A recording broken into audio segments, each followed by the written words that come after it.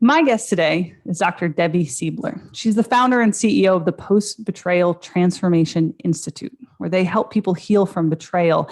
And that includes physically, mentally, and emotionally. And side note, we're going to talk probably a bit today about how you might not think of it, but betrayal actually affects us physically too, which Dr. Debi found, which if you listen to the show, I'm about. So Debi made some pretty significant discoveries as a researcher on betrayal. I am ecstatic to have you on the show. Debi, welcome to Better Than Fine. Thank you so much. Really looking forward to this conversation. Yeah, me too. Well, let's roll right into it then. You're an expert on betrayal, why it happens, what it does to us, how to move on from it. Seems like a good place to start would be your story. How did you become an expert, like the expert kind of on betrayal? I don't think anybody says, I think I want to study betrayal. It just doesn't happen like that. So this is actually my 30th year in business. And we spoke a little bit before we got started. I had a strong health background, health and mindset and personal development. And then I had my own betrayals, first from my family. And I thought I did the work I needed to do to heal. And a few years later, my husband. So I got him out of the house and I was like, okay, what's consistent with these two experiences? And I realized boundaries were always getting crossed. I was never on my own to-do list. So here I was with 4 kids, 6 dogs, a thriving business. And I was like, something's got to change. And that's me. So I enrolled in a PhD program in transpersonal psychology, the psychology of transformation and human potential, because I was changing so much. I didn't quite understand it. He was too on his own, wasn't ready to look at that yet. And I dove in, and then it was time to do a study. So I studied betrayal. What holds us back? What helps us heal? And what happens to us physically, mentally, and emotionally when the people closest to us lie, cheat, and deceive? And that study led to 3 groundbreaking discoveries, which changed my business, my family, my health, my life. I think you should probably tell us about those 3 discoveries. So, the first one was I had been through death of a loved one, and I had been through disease. I was in the ICU for 11 days. Miracle I'm alive. Story for another. Yeah. But I was like, betrayal feels different. And because originally I was studying something called post-traumatic growth. And that's, for those who aren't familiar, kind of the upside of trauma, how any trauma, death of a loved one, disease, natural disaster, whatever, leaves you with a new insight, awareness, perspective that you didn't have. Like maybe you lose someone you love and you realize life is short, like you heal from your experience and there's sort of this new positive something you've gained because of it. But I was like, no, betrayal is different. But I didn't want to assume. So I asked all my study participants and I said, if you've been through other crises, does betrayal feel different for you? Unanimously, they said, oh my gosh, it's so different. And it's so different because it feels so intentional. So we take it so personally. So the whole self has to be rebuilt. Confidence, worthiness, belonging, rejection, abandonment, trust, those are gigantic. And they're all shattered. So when they're all rebuilt, it felt like it needed its own name. So that term is now called post-betrayal transformation. So if I were to give you an equation, it would be post-traumatic growth, like the upside of your experience, plus rebuilding the self, equals post-betrayal transformation. That was the first discovery. Mm-hmm. Yeah. Well, I'm starting to spin in this because this is the fun about getting to have your own show is it's like, all right, let's go off script. Because we've talked about post-traumatic growth on the show before with a few other guests, because I always like to pause and point it out. Mm-hmm. Because I think that when we spend all our time talking about trauma, we're not also pointing out that people go through trauma as part of life. PTSD is when you are not able to come out of that trauma with a new schema that's integrated, right? A new sense of reality, a new message of meaning and belief that allows you to carry forward in life. And I think what I'm hearing you say is that betrayal is distinctly different than other forms of trauma, but similar in that there is a path through betrayal that leads to growth as opposed to getting stuck. Yeah, yes. There is so much opportunity in betrayal because everything gets leveled. And PTSD, definitely there are symptoms of PTSD that people who've been betrayed experience, it's very common. And I think so often we think of PTSD symptoms, we picture the war vet, and they hear a car backfire and they're right back there in war. And no, with betrayal, so often, you can, there could be a trigger. You're reminded of something, you're right back there. Cognitively, it's not happening, but tell that to your body. Your body is reacting as though it's happening all over again. Now you can heal from all of it. That's what we do within the PBT Institute.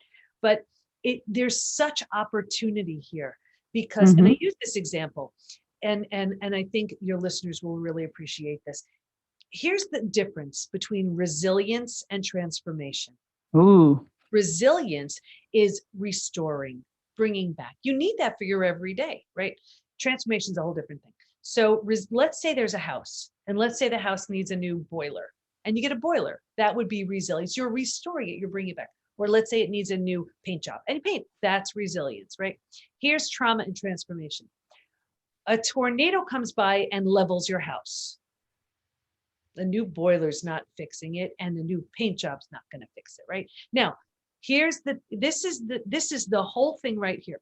You really have every right to stand there at the lot where your house once stood and say, oh my gosh, this is the worst thing that's ever happened. This is so horrible, terrible, tragic, awful, and you'd be right. And you could call over everybody you know and say, look at this. Isn't this the worst thing you've ever seen? And they will all agree. However, if you choose to rebuild your house, you don't have to, but if you choose to rebuild your house, why would you build the same one? There's nothing there. Why not make it bigger, better, more beautiful? That's the opportunity. Trauma is the setup for transformation. Yeah, I love this metaphor because it's like resilience is reestablishing equilibrium as opposed to creating a new set of normal. Well, that's it. I mean, with betrayal, it's been leveled. You see, here's the thing too. There were 3 groups in the study who did not heal, right? And it's so interesting because unless there's that complete and utter death and destruction of the old, you cannot birth the new. And what I saw was, like with these 3 groups, the first one was numbing, avoiding, distracting. Like they were using food, drugs, alcohol, work, TV, reckless behavior, anything, to prevent themselves from facing or feeling this tremendous pain. And I assumed, and you're not supposed to assume as a researcher, I was new to this, right? I'm assuming, I was like, the people who were the hardest hit would grow the least because they had so much more to overcome. That had nothing in the world to do with it. The ones who were numbing and distracting, it may have made the day a bit easier to get through, not without a price. They didn't heal nearly as fast as the ones who just dove in. The second group was the group who were refusing to accept their betrayals. So in essence, those were the people who were just standing at the lot where their house once stood, kicking, screaming, still saying, look at my house. Look at my, right. And they didn't heal. And then this was interesting. The third group who didn't heal, this was the group where the betrayer had very little consequences. So whether this was out of financial fear, religious reasons, this was a big one, not wanting to break up a family, fear in general. This was the group where they just tried to put it behind them. They just tried to overlook it, whatever it was. And I saw 2 things with this group. One was a further deterioration of the relationship. And 2, this group was the most physically sick. You're broken. That doesn't surprise me. Yeah. So, so this whole idea of post-betrayal transformation was that this is a different type of healing. I mean, let's face it, listen, all traumas are hard, right? So it's not what's better, what's worse, they all stink. But there is such opportunity in betrayal. So that was the first discovery. You want me to go over the other 2? Oh yeah, I was gonna say I can hear the listeners going, Darlene, you hold her off. Let her do the other 2. Please do the other 2. Okay. So the second one was that while we can stay stuck for years, decades, a lifetime, and so many of us do, if we're going to fully heal, we're going to go through 5 now proven predictable stages. And what's even more exciting about that is now we know what happens physically, mentally, and emotionally at every one of those stages. And we know what it takes to move from one stage to the next. So why is that good? Because now healing has a roadmap. Yep. And I'm happy to go through the stages if that would help. Oh, I think we would love to hear all about them. Okay, great. And I Please. map them out in Trust again, but here, let me just share them right here. So the first stage is if you can imagine four legs of a table, and the four legs being physical, mental, emotional, and spiritual. What I saw with everybody, me included, was a real heavy lean on the physical and the mental, and kind of ignoring the emotional and the spiritual. So what does that look like? Looks like we're really good at thinking and doing, and not really paying much attention to the feeling and being, right? Yep. But that's where our intuition lies, and we turn that down. Now, that's not to say if you're busy thinking and doing, it's a setup for betrayal. It's just what I consistently saw with everybody. Stage 2, this is D-Day, Discovery Day, shock, trauma. You know, you get that news, and it's terrifying. This is by far the scariest stage. And this is the breakdown of the body, the mind, and the worldview. Here's where you've just ignited the stress response. You are headed for every single stress-related symptom, illness, condition, disease. Your mind is in a complete and total state of chaos and overwhelm. You cannot wrap your mind around the news you just heard. This makes no sense. You can't even understand this. And your worldview has just been shattered. Your worldview is your mental model. These are the rules. This is how life works. Don't go there. Trust this person. And in one moment, every rule you've ever had is no longer. The bottom is bottomed out, and a new bottom hasn't been formed yet. So it's terrifying. I remember one study participant saying, you know what it feels like? It feels like every negative emotion you can imagine, getting punched in the gut and losing a child in a crowd all at the same time is awful. Yeah. Panic, terror, everything. Distrust. Yeah. All of it. Anger. Yeah. But think about it. If you were walking down the street and the bottom were to bottom out on you, what would you do? You'd grab hold of anything and everything you could to stay safe and stay alive. That's stage 3. Survival instincts emerge. It's the most practical of all of the stages. If you can't help me, get out of my way. How can I survive this experience? Who can I trust? Where do I go? How do I feed my kids? Like, it's that practical. Here's the trap. And this is why this is the most common place to get stuck.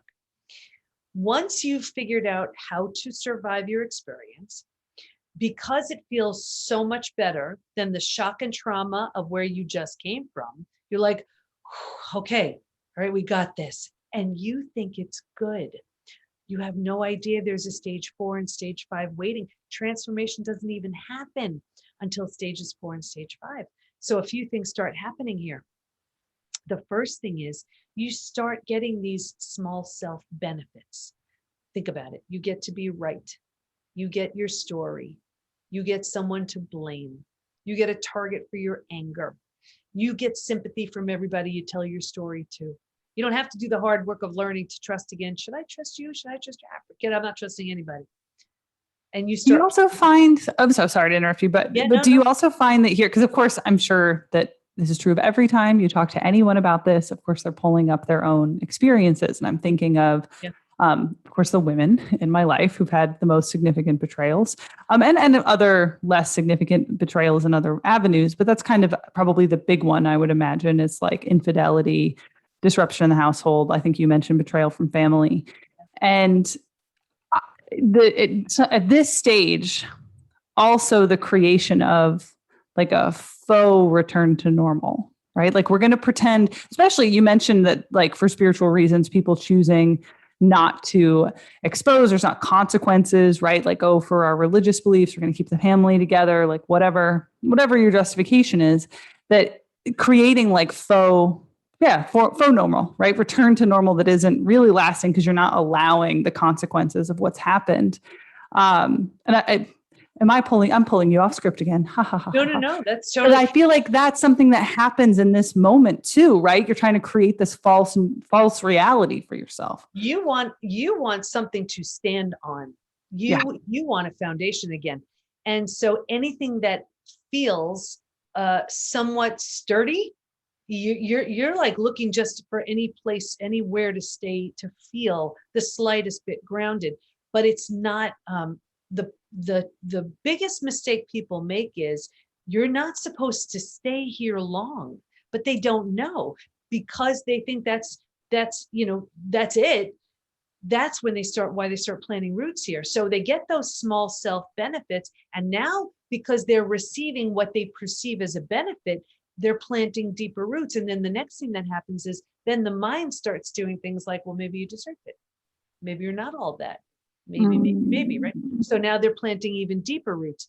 Now, because they're here a little bit longer, now like energy attracts like energy. So because that's what you think, because those are the benefits you feel are worthy, now you're calling situations and circumstances and people towards you to confirm this is where you belong. It gets even worse. I'll get you out of here. Don't worry. Because you don't like it, but you have no idea it gets any better. Right here is where you start using food, drugs, alcohol, work, TV. And here, think about this. You do it for a day, a week, a month, now it's a habit, a year, 10, 20 years. And I can see someone 20 years out and say, that emotional eating you're doing, that drinking you're doing, that numbing in front of the TV you're doing, do you think that has anything to do with your betrayal? And they would think I'm crazy. See, that happened 20 years ago. Doesn't matter. They're in a perpetual stage 3 holding pattern. In your TED Talk, you use the phrase, if we don't learn the profound lesson that betrayal is here to teach us, you're destined to repeat it. And I'm hearing the echoes of that now. Right here is where we repeat it. Exactly. Because this is the cycle, right? Like, oh, I deserved it. Let me attract the next person who's not faithful, the next person that I'm going to trust and reenact my family patterns on, the next whatever, as a form of self-evisceration. And then we're going to do the whole dance again because you didn't take it the step further. So what's the step further before I pull us off any further and everyone freaks out? Yeah, but it's a great awareness because it's so true. The faces change, but it's the same thing. It's the same experience. Why? Because there is a profound lesson that you need to learn. That's not saying you caused it, but the lesson that you're worthy, deserving, lovable, you need better boundaries, whatever it is. Until and unless you get that, you will keep having opportunities in the form of people to teach that to you. And when you do, there's no reason for it to repeat itself. Like in my scenario, right? It was my family. Then it was my husband. I was like, no. I'm important. I'm on my list. That's it. And for me, going back for this PhD was huge, but lesson learned. And it changed my whole life. And so that's the thing.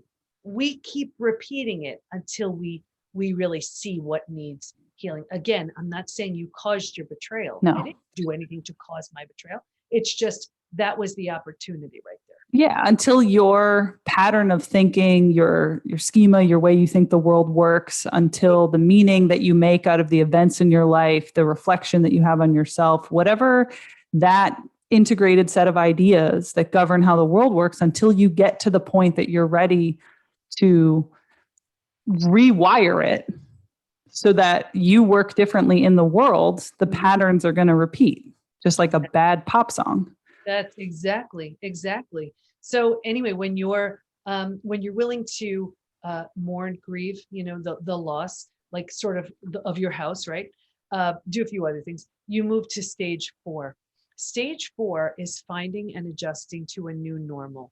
Here's where you acknowledge, I cannot undo the betrayal, but I can control what I do with it. And I always use the example of if you've ever moved to a new house, office, condo, apartment, whatever, your stuff's not all there. You love these house metaphors. Yeah, I got a bunch of, because it just explains it, right? I love it. Right. It's not cozy yet, but it's going to be okay. And when you're in this mental place, you turn down the stress response. You're not healing just yet, but at least now you stop causing the massive damage you were causing in stage 2 and stage 3. What's interesting to stage 4 also is if you were to move, you don't take everything with you. You don't take the stuff that you've outgrown, the stuff that doesn't represent who you want to be in that new space. And what I saw with everybody was if your friends weren't there for you, right here's where you've outgrown them. You do not take them with you. So I have people all the time like, what the heck? I've had these friends 10, 20, 30 years. Is it me? Yes, it is. You're in the middle of a transformation and you've outgrown them. They no longer fit. Yeah. Well, and the letting go of the it's me, but that's not negative, right? Like it's not we put such a value attachment to it's me or I've outgrown them or whatever. It's like, no, they're doing them. You're doing you. No judgment for anybody, but also new schema, new life. Absolutely. And you are changing. It is you, but in the best kind of way, and And you can love and appreciate them for who they are and where they were in your life and all of that, but you are on a trajectory now. You are transforming. And it's a very personal process. When you're, when you've settled into this new space, you've mentally made it kind of your home and you're okay with it, you move into the fifth most beautiful stage. And this is healing, rebirth, and a new worldview. The body starts to heal. Self-love, self-care, eating well, exercising. You didn't have the bandwidth for that earlier. You were surviving. Now you do. Your mind is making new rules, new boundaries based on what you're now seeing so clearly. And you have a new worldview based on your entire experience. And the four legs of the table, in the beginning, it was just the physical and the mental. By this point, we're solidly grounded because we're focused on the emotional and the spiritual too. Those are the 5 stages. Funny, when you first brought up the table metaphor, my initial gut reaction to like I'm mental physical, right? I'm doing and what is it? Doing and thinking. Yeah, no, do it, thinking and doing. Thinking and doing. That your unbalanced table, you're ignoring your intuition. 100%. Right. And one of the things that I think any big schema shifting shock like this, and in this case, betrayal does, is snaps us back into the intuition that we were taught to ignore by whatever circumstances taught you to ignore it. Yeah, you're so right. And your gut's like, I remember a mentor saying, your gut's like 10,000 times more perceptive than your mind. You get a gut hit, right? And then you talk yourself out of it. But if we just listened and we trusted our gut, it would serve us so much more. It's like, I look at it like, here's this wise inner guide, and then here's this like bratty 10-year-old. And the 10-year-old is full of demands and like asking for the car keys, like, demanding the car keys, and can't drive, doesn't know how to steer us around. But we're like, just because that voice is louder, that's who we listen to. Mm-hmm. So that would be our mind. That's our mind. That's our mind. My mind is a bratty 10-year-old. That feels accurate. Yeah. So we've alluded to it a couple of times, and I'd love to unpack like what specifically happens to us physically upon betrayal, because I think it's very easy for people to go like, oh yeah, emotionally got it. Yep. Mentally I'm garbage. Oh, but physically I just stopped taking care of myself. But I think what you've found is that doesn't do it justice. It's so much more. That's actually the third discovery, that there's this collection of symptoms, physical, mental, and emotional, so common to betrayal. It's known as post-betrayal syndrome. So we have the post-betrayal syndrome quiz on our site to see to what extent people are struggling. About 25,000 people have taken it. And the first thing is, what's so interesting is we've all heard time heals all wounds. I have the proof when it comes to betrayal, that's not true. Because there's a question that reads, is there anything else you'd like to share? And people write things like, my betrayal happened, 35 years ago, I'm unwilling to trust again. My betrayal happened 10 years ago, feels like it happened yesterday. So we know that when it comes to time, it may soften it a bit. It does not heal it. This is a different type of crisis. The other thing is, every few months, I'll pull the stats from the quiz just to see where people are. And I actually pulled them. I thought it would be interesting to share with you. Oh yeah, sure. Yeah. We love data. So now think about it. This is based on, for your 25,000 people, every age demographic is represented, just about every country. Okay. So here are the stats. 78% constantly revisit their experience. So think about just ruminating. Yep. What that's doing to your adrenals right there. Mm-hmm. 81% feel a loss of personal power. 80% are hyper vigilant. So you're nervous. Yeah. Which is one of the correlates to PTSD, right? Hypervigilance is one of the diagnostic criteria for formal PTSD. 94% deal with painful triggers. These are the most common physical symptoms. 71% have low energy. 68% have sleep issues. 63% extreme fatigue. So you could sleep all night, wake up, you're exhausted. That's your adrenals tanking. You know what I want to do? I want to do another study with you where we give them all aura rings and we watch people move through the identifiers of your 5 stages, and let's see what it does to their heart rate variability, their deep sleep volume. Like that would be a really cool study. Yeah, I would love that. 47% have weight changes. So in the beginning, maybe you can't hold food down. Later on, you're using food for comfort. Yep. 45% have digestive issues. Anything from constipation, diarrhea, Crohn's, IBS, you name it. And think about what that does, right? It absorbs, digests, and processes food. Well, isn't a betrayal difficult to absorb, digest, and process, right? And you wonder why the gut is off. So the mental symptoms, 78% are overwhelmed, 70% walking around in a state of disbelief, 68% are unable to focus, 64% are in shock, 62% are unable to concentrate. So imagine you can't concentrate, you have a gut issue, and you're exhausted. And you're still trying to manage your family, your life, whatever. That's not even the emotional symptoms. Emotional, 88% sadness, 83% anger, 82% feel hurt, 80% have anxiety, 79% are stressed. Here's why I wrote the book, Trust Again. 84% have an inability to trust. 67% prevent themselves from forming deep relationships because they're afraid of being hurt again. 82% find it hard to move forward. 90% want to move forward, but they don't know how. Don't know how. You know, the other thing that comes to mind for me is thinking about if it is a product of someone in relationship, which I think is how most people associate to betrayal, right? Like rarely is it self, or like, oh, my government betrayed me. Like it's normally interpersonal. Mm-hmm. Those people as parents, right? Like we know intergenerational traumas, you're passing on patterns, you're passing on worldviews and assumptions that adrenal state is now passed into a new state of trauma. And so there's not just echoes in the individual, but there's echoes within that family unit, that community unit, like, and where we see that then radiating out from the person who isn't able to move out of that state, right? Oh, absolutely. And I remember there was a study, I think it was about mice. And these mice would get, like a little squirt of cherry blossom spray, and then they'd get zapped. And then here's what's so interesting. So of course, it would be easy to see why the mice would then associate the smell of cherry blossoms with pain, right? They were afraid. They were anxious. Yeah. The next generation would smell the cherry blossoms and, responded with anxiety and were afraid. And then the generation after that. So intergenerational trauma is so real, so real. Yeah, it makes me think of Seligman's concept of learned helplessness as an intergenerational construct, right? So like learned helplessness is the idea that he found it in dogs, but it's been replicated in humans, that when you have a sustained trauma that you cannot get yourself out of, you begin to believe that you have no power to create like your own reality.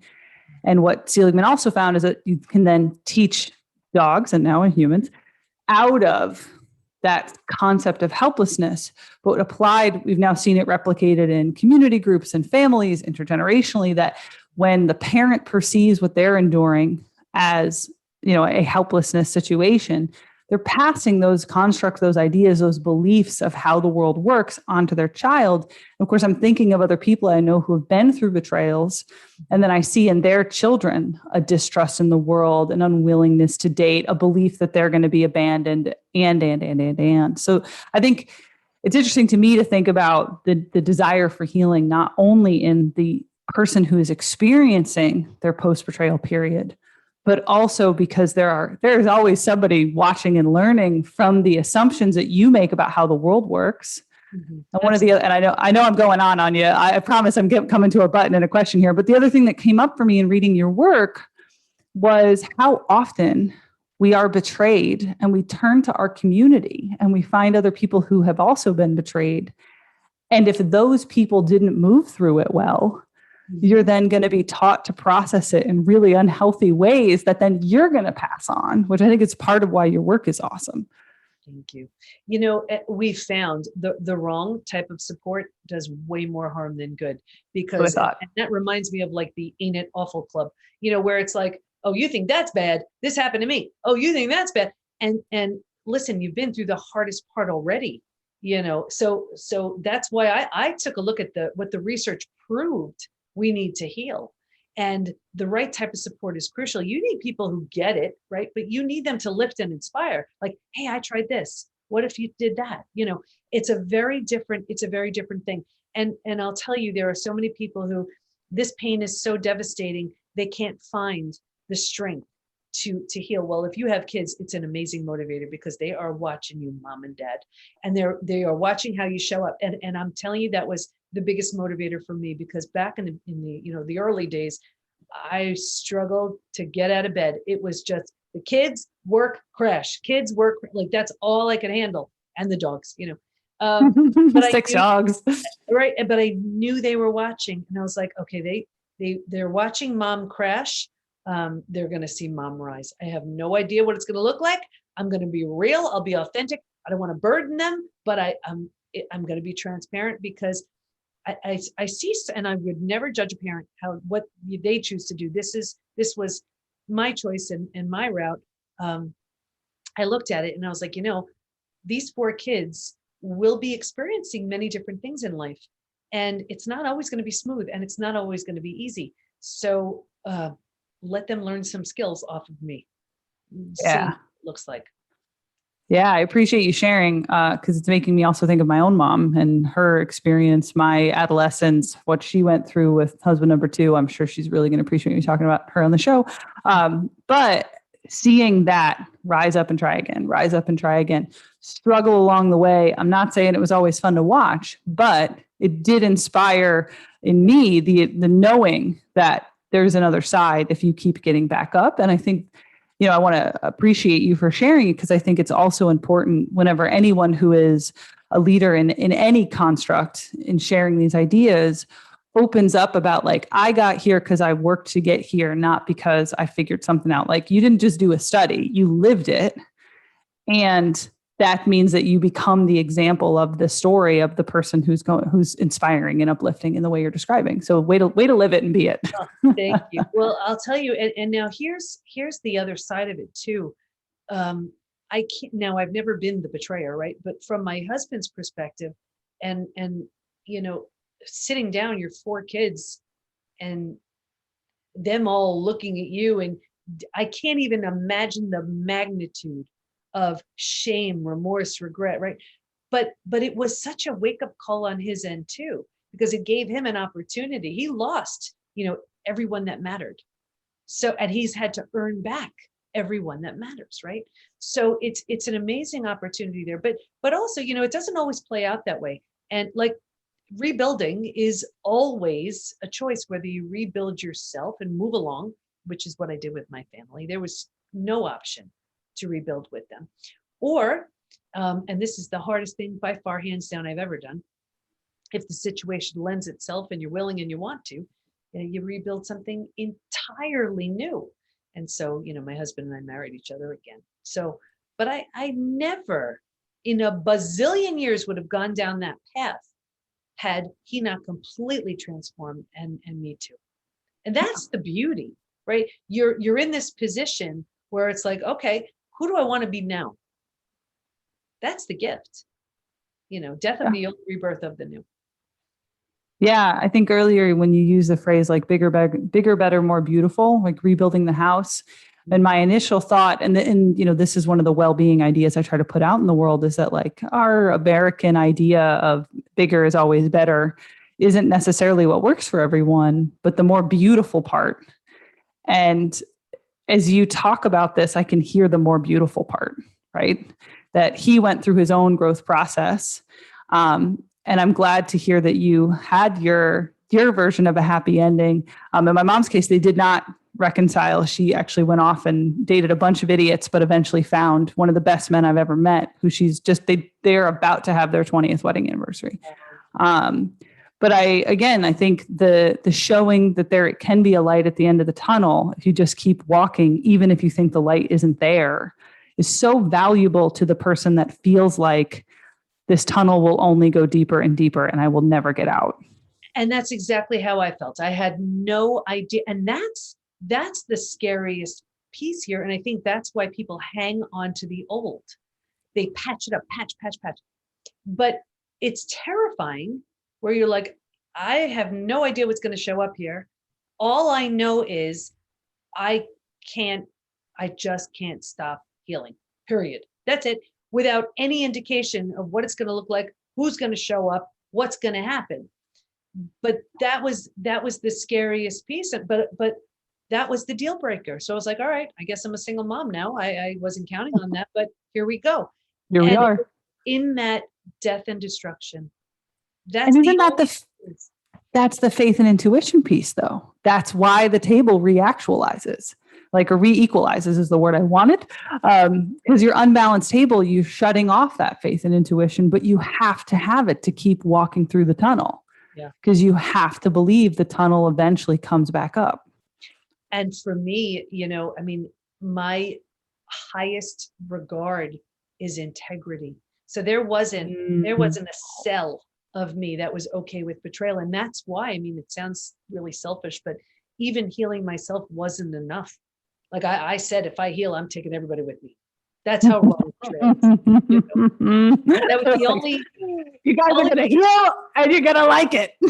Yeah, I'm like, that's it. Because otherwise it's like such a waste of trauma. There's a phrase. That right there was a perfect waste of a good job. Right? It's like, then it's okay. I mean, it's all going to stink, but then it's trauma well served. You did something good with something bad. You owe it to you and the world, right? Like, think about it. Any thought leader that we know, whether it's financial crisis, a health issue, whatever, when they've figured out how to move through that, they teach that. And and that's what we benefit from. Otherwise, it's the essence of what grows self-efficacy, right? I don't know what I can handle if I've never been tested. Yeah. Yeah. And I think I love that quote. It's Eleanor Roosevelt. It was a bunch of quotes, but something like, you want to see how strong a woman, what was like a tea bag, right? You want to see how strong she is, put her in hot water. Something like that. Yeah, throw it in hot water. Yeah. No, I don't know. I know my Roosevelt books are behind me, but I'm a fan. I'm also horrible at quotes too. So for the benefit of the listener, because we're coming up on our end here, but if someone sees themselves in this conversation, if they are in the tunnel, even if they've been there 5 days, 5 years, 25 years, and they recognize what we're talking about, what would you advise them? The first thing I'd say is, if you have to say this to yourself 100 billion times, it's worth it. And it's, even though it happened to you, it's not about you. And that may seem so crazy and hard to believe. Say it to yourself enough times until you do, because it's the truth. Yeah. And it's so heartbreaking, soul crushing, devastatingly painful. I get it. You owe it to yourself to heal, and you can heal. Can you unpack just a little bit why it's not about you? Because I think I know what you mean, but I want to make sure that the listener knows what they mean. Because this was someone else's hole, someone else's lack, someone else's unwillingness to listen to that voice telling them, you need to play bigger, be more, do more, whatever it was. And they were desperately trying to numb, avoid, distract themselves from themselves, and chose that route. And you were the recipient of the pain for them to learn or not learn their lesson. But it's their hole that their void they're trying to fill. It's not you. It's not you. Yeah. Well said. So that was your first bit of guidance. What else would you advise this person? Yeah, I would say just don't stay stuck. There's a roadmap now to heal. There's a proven, predictable, research-based way to move through it. We have seen people come into the Institute with symptoms of post-betrayal syndrome and leave at that state of post-betrayal transformation, where you build a new life, new level of health. That's when you're ready to feel safe again, trust again, love again. That's when you build that new business, that new partnership, that new relationship, that new everything. But you want to move through all those stages so you do it on solid, firm, strong legs. Love it. And I know we're going to have some links in the show notes here, the post-betrayal syndrome quiz. You also have a book that I'd love you to tell us about. Sure. So Trust Again, Overcoming Betrayal and Regaining Health, Confidence, and Happiness. And what the book does is it literally walks you through the stages with experiential activities and exercises. I have the 4-step trust rebuilding process in there. My study participants are in there. My story's in there. And this isn't the kind of book you read. It's the kind of book you do. do. And, at a point and at a stage where you were struggling the most, we're the least likely to seek support, but we need it the most. So at the very least, here's a book where you can be like, okay, I have some support here from someone who gets it. Well, I feel like that's the trust and shame thing, right? Like, oh, I don't trust anybody, and I am feeling this shame and guilt that I can't handle if it's reflected back to me. And I think it's solid to point out that here is someone who we know can be trusted, in that you are, the expert in this information, as well as you get it because you've been there. And so the shame. Right. And I so appreciate that. They're thinking, well, the person I trusted the most proved untrustworthy. How can I trust you, Debi Silber? I mean, I only dedicated my life to helping you, but I love when the intuitives come along, because I'm like, read me. What do you see? And they're like, you're just vanilla. It's like, you're just solid through and through, which is fine. That's it. It's, and I teach, don't trust me. Just lean on the institute, lean on the book, lean on something until you trust yourself. I've been in business 30 years and consistently I have high turnover, but high referral rate, because I don't want them staying with me a long time. You're supposed to get your job done and off you go. So the idea is, I have 30 years worth of tools, strategies, research and all that kind of stuff. Let me just give that to you, so you're on your way. Then you're good. Love it. Dr. Debi Silber, thank you so much for being on the show. We're linked to your freebies and your book in the show notes, and any other goodies that you want to share. And thanks for coming on Better Than Fine. Thank you so much. Thanks for the opportunity.